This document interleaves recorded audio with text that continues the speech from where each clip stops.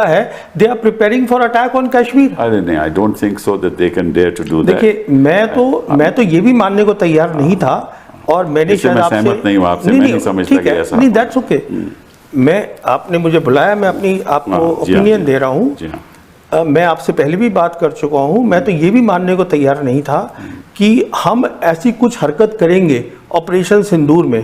तो उन्होंने अगले दिन ही एक बहुत बड़ी ब्रीफिंग दी थी पाकिस्तान साइड ने। उनके पाकिस्तान एयरफोर्स के एयर मार्शल औरंगजेब अहमद ने इंटरनेशनल प्रेस को एक ब्रीफिंग दी, एग्जैक्ट बताया कि कैसे हमारे पास इलेक्ट्रोमैग्नेटिक आइडेंटिफिकेशंस थी, कहाँ कहाँ हवाई जहाज थे, पूरी डिटेल्स दी उसकी, हमने क्या किया ये भी बताया बहुत इलाबरेट तरीके से कि हमारी जो एयर वॉरफेयर की जो सोच है, जो स्ट्रैटेजी बोलते हैं, कॉन्सेप्ट बोलते हैं, वो कैसे बदल गया है। हमारी तरफ से चुप्पी थी, आज भी हमारी तरफ से कोई उसको बोलने को तैयार नहीं है।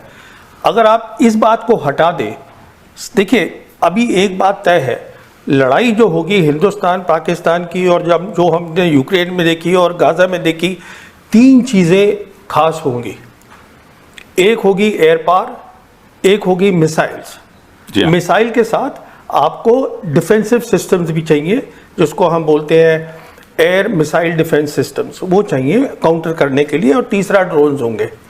हिंदुस्तान पाकिस्तान के बीच में सबसे इंपॉर्टेंट चीज़ थी एयर वॉरफेयर, और उसमें आप नहीं बता पाए दुनिया को। अच्छा, मैं जैसे आपसे कह रहा हूं, जो 5 एयरक्राफ्ट की बात हो रही है, अब 5 या 6 जो भी हैं, तो they will lead the air war. जी हाँ, जो हिंदुस्तान पाकिस्तान की अगली लड़ाई होगी वो वहां पर चलेगी, वहां पे तय होगी मेरे हिसाब से। जी हाँ। तो आप उसको नहीं बता पाए। दुनिया ने ये देखा है कि अगर आप वो नहीं समझा पाते हैं, दैट मीन्स पाकिस्तान जो है वो आपका कॉम्पिटिटर है।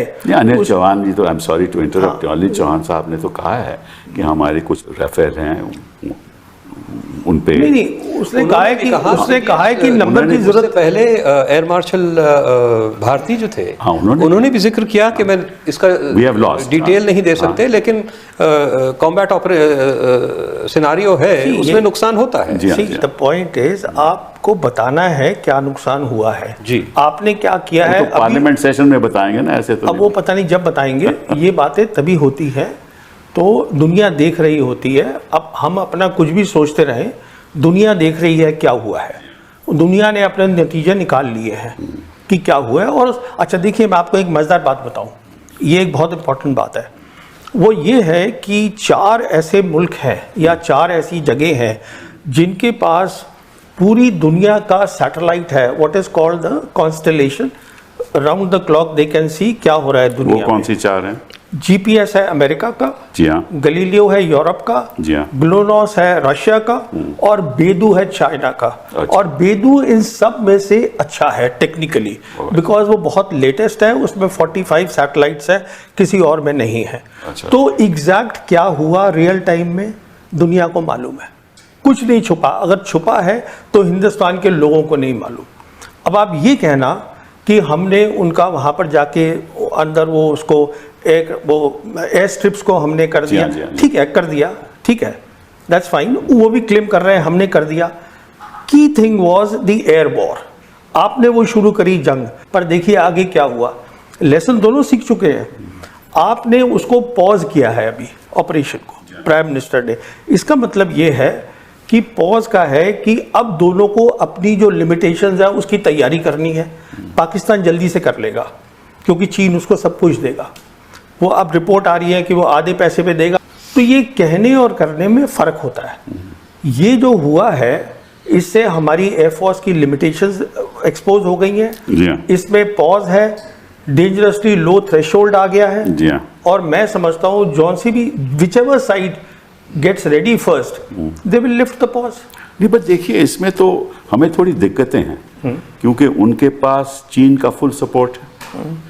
अगर हम कोई भी जंग में शामिल होते हैं तो हमारे 3 सेक्टर्स पे हमें जंग लड़नी होगी मेरे हिसाब से। एक तो पाकिस्तान के, एक लद्दाख में, और तीसरा बांग्लादेश। नहीं, देखिए आपको जंग 2 जगह लड़नी होगी। जो पाकिस्तान है वो पाकिस्तान अकेला नहीं है। It is what I have been calling for so many years this is a one front reinforced war. China उसके साथ खड़ा है, सिर्फ हाथ नहीं दिखा रहा है। तो वो तो पूरा चाइना सपोर्ट कर रहा है। तो एक तो ये हो गया आपका। दूसरी जंग आपकी होगी कश्मीर के अंदर। अच्छा, जहां तक उनका ताल्लुक है, चाइना का ताल्लुक है, वो ये इंश्योर करेंगे जो आपकी एयरफोर्स है वो तकसीम रहेगी। जी हाँ, बिल्कुल। पर वो कुछ करेंगे नहीं, वो सिर्फ अपनी एक्टिविटी जो है वो बढ़ा देंगे। नहीं, देखिए, परमाणु शक्ति को इतनी अहमियत नहीं देनी चाहिए, मैं समझता हूँ, क्योंकि कोई इतनी जल्दी न्यूक्लियर वेपन्स यूज़ नहीं करेगा। Conventional capabilities matter. जो जंग होती है, कन्वेंशनल कैपेबिलिटीज़ मैटर, और उसमें वो दुनिया ने देख लिया है कि हमारे वो कॉम्पिटिटर हैं, वो हमसे। ये प्रॉब्लम क्यों चलती रही है? क्योंकि हमारे पास कभी credible conventional war fighting capabilities थी ही नहीं। मिसाल के तौर पर चीन ईस्ट लद्दाख में बैठा है, हम क्या उसको बाहर फेंक सकते हैं? नहीं फेंक सकते।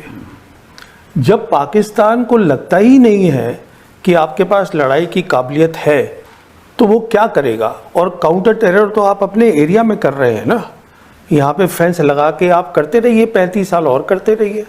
वो इसलिए कर रहा है ये सब कुछ। तो कह रहे हैं कि भाई पाकिस्तान अंदर से ही इम्प्लोड हो रहा है। वो नहीं हो रहा है। मैं यही आपसे अर्ज करना चाहता था। उन्होंने अपना डिफेंस बजट 20% बढ़ा दिया है।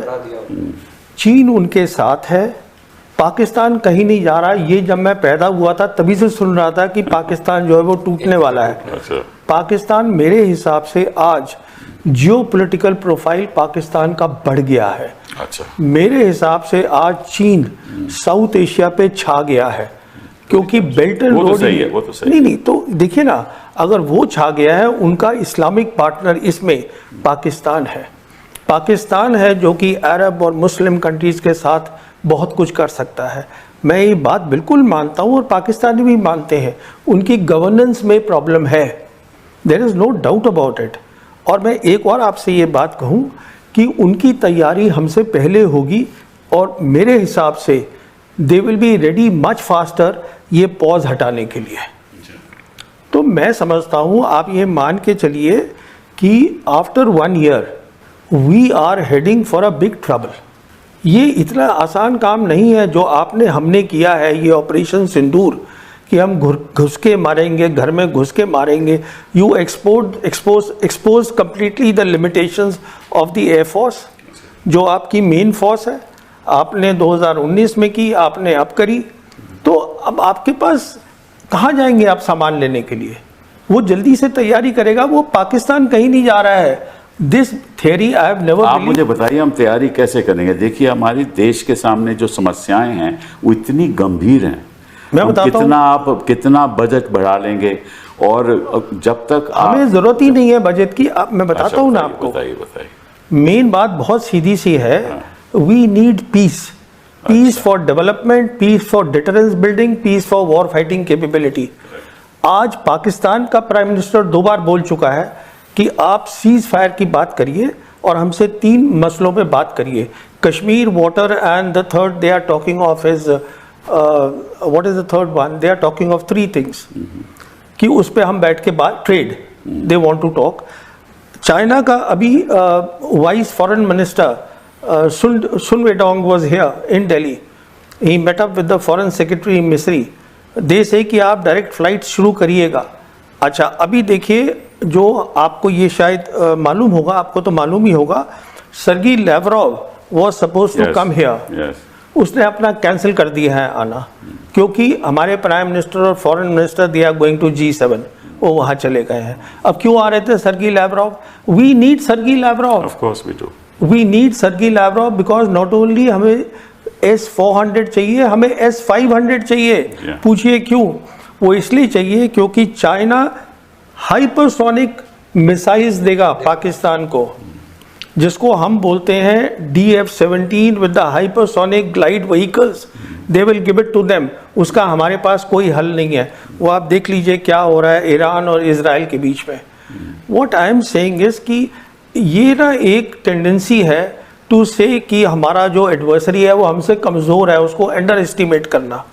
वो कमज़ोर नहीं है बिल्कुल, और ना वो इम्प्लोड हो रहा है, कुछ नहीं हो रहा है। अगर खतरा है तो आपको खतरा है, ये मैं बात कर रहा हूँ। और अभी तो आपने कहा कि हमारे पीस पीस इनिशिएटिव होना चाहिए। हम ग्लोबल साउथ कंट्री है, we are a global south country, हमें पीस चाहिए। हमारे 80 करोड़ लोग जो है वो गरीब है, उनके पास पर यही तो मैं कह रहा हूँ, तो यही मैं भी हमारे इस समय वो तो शक्ति ही नहीं है। आप चाइना से बात करिए, पाकिस्तान से, चाइना से क्यों नहीं बात करते हैं?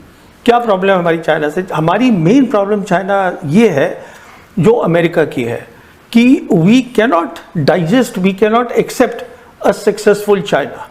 हमारी मेन प्रॉब्लम चाइना से ये है, एक कामयाब मुल्क है जिसको हम एक्सेप्ट नहीं कर रहे हैं। देखिए एक मिनट में, let me just finish this point. If you see the 36 dynasties of China, एक को छोड़ के all the dynasties they built and rebuilt the great wall of China. देखिए कश्मीर की आप जो भी कह लीजिए कि ये हमारा हो गया, कश्मीर जो ओरिजिनल कश्मीर है उस पर आज चाइना भी बैठा हुआ है, पाकिस्तान भी बैठा हुआ है। ये भी हकीकत है कि यूएन में 1948 रेजोल्यूशन था, वो भी एक हकीकत है। नहीं, पर उसका तो कोई अब मायना नहीं रहा। नहीं, देखिए मायना है, उसका मायना ये है कि जो उनका डिफेंस मिनिस्टर है पाकिस्तान का, ख्वाजा आसिफ, उसने 4 दिन पहले बयान दिया है, ये सुनिएगा इस बात को। 4 दिन पहले उसने ये कहा है कि हम लाइन ऑफ कंट्रोल को अब सीज फायर लाइन बोलना चाहते हैं। इसका मैं इम्प्लीकेशन 1 मिनट आपको बताता हूँ। लाइन ऑफ कंट्रोल जब बनी थी शिमला एग्रीमेंट में, इसमें 2 चीज़ें थी। पहली थी दिस वाज बायलैटरल, करेक्ट। दूसरी चीज़ इसमें क्या थी, वो क्लियरली लिखी हुई है कि neither side will use force to change the line. That's correct. आप चाइनीज इंपोर्ट्स की बात कर रहे हैं, वो हमसे लेके क्या जाते हैं? और प्राइमरी गुड्स, करेक्ट, और हमें बेचते क्या है? Finish goods. बिल्कुल बिल्कुल। We are not manufacturing anything, we are producing nothing. Mission 500 करना है, यही तो हम कह रहे हैं। 500 तो, और हम जो है वो बार बार, ट्रंप 13 बार बोल चुका है, 13 बार बोल चुका है कि मैंने लड़ाई लड़वाई। हमारा प्राइम मिनिस्टर कुछ नहीं बोल रहा है, रुकवाई। हाँ सॉरी, हमारे प्राइम मिनिस्टर चुप बैठे हैं, वो कुछ बोल ही नहीं रहे उसके ऊपर। ठीक है, we are kowtowing to America today. Absolutely, उसमें कोई शक नहीं। नो, बट हमारे पास कोई economic, it is a choice of vassality, it is a choice of vassality. हमारे पास है ना ऑप्शंस, मैं यही तो आपसे कह रहा हूँ। आप कहते हैं ऑप्शन ये है कि बातचीत करो। No no no, this is, I am not saying that, I am saying you are part of global south, you strengthen the institutions of global south. BRICS, next year BRICS आपके पास है, अभी BRICS Brazil में है। आपकी leadership क्यों कोई accept करेगा सर? आपके पास ना टेक्नोलॉजी है, ना इकोनॉमिक पावर है। आपकी पर कैपिटा इनकम ब्रिक्स की कंट्रीज में सबसे कम है। आपकी कोई स्ट्रेंथ नहीं है। बट वी, और चीन वहां भावी है ब्रिक्स में भी। बिल्कुल, मैं आपसे वही कह रहा हूँ ना। तो देखिए ये एक अलग सोच है, वो मैं बताना चाहता हूँ। थोड़ा सा मैंने कन्फ्यूशियस पढ़ा है, ये जिसको चाइनीज फॉलो करते हैं, उसका ये सोच है कि जैसे ह्यूमन बॉडी है, ह्यूमन बॉडी में ब्रेन का अलग काम है, लंग्स का अलग काम है, हार्ट का अलग काम है, हाथ का अलग काम है। बट अगर ये सब अपनी अपनी जगह पर काम नहीं करेंगे तो ह्यूमन बॉडी नहीं बनेगी। Similarly in universe there are big countries, there are small countries, they all can coexist. No, you are right. एक मैं आपको और मिसाल देता हूँ, 1 मिनट आप सुनिएगा। We all agree that this is a multipolar world. ये एक बात देखिए, मल्टीपोलर वर्ल्ड का मतलब ये हुआ कि इस समय यूएन के 193 कंट्रीज हैं, big and small. That means they all should have independence to form their own foreign policy. अच्छा, if we believe in a zero sum game तो इंस्टेबिलिटी रहेगी दुनिया में हमेशा। But if we look at the other side, what is happening, which is happening in the global south today, excluding India, then they are looking at a win-win situation, how we all can win. So उसमें आप stability ला सकते हैं 5-10 साल में। This is my point. Balance of power politics, zero sum game, you can never bring stability. नहीं, I agree with you. मैं कुछ और कह रहा हूँ जी। ये स्टेबिलिटी आप ला सकते हो डेफिनेटली, पहले अपने देश को तो स्टेबल रखो।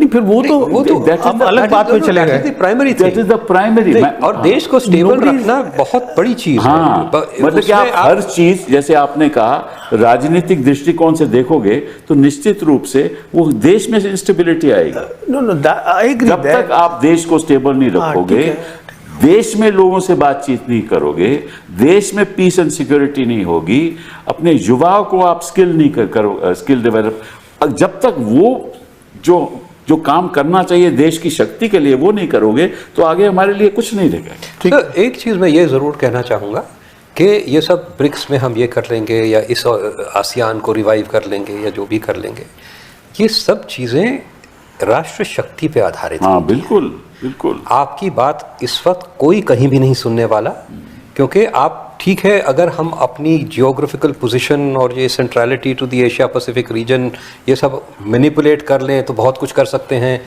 पाकिस्तान एक बिल्कुल वीक स्टेट ने अपनी जियोग्राफिकल पोजीशन बहुत अच्छी मैनिपुलेट करके अपनी एक दुनिया भर में डिस्प्रपोर्शनेट इन्फ्लुएंस कायम कर ली है। लेकिन वो सब तभी हो सकता है जब आप किसी के लिए कुछ करने के लायक हो। पाकिस्तान कुछ करता है दूसरों के लिए।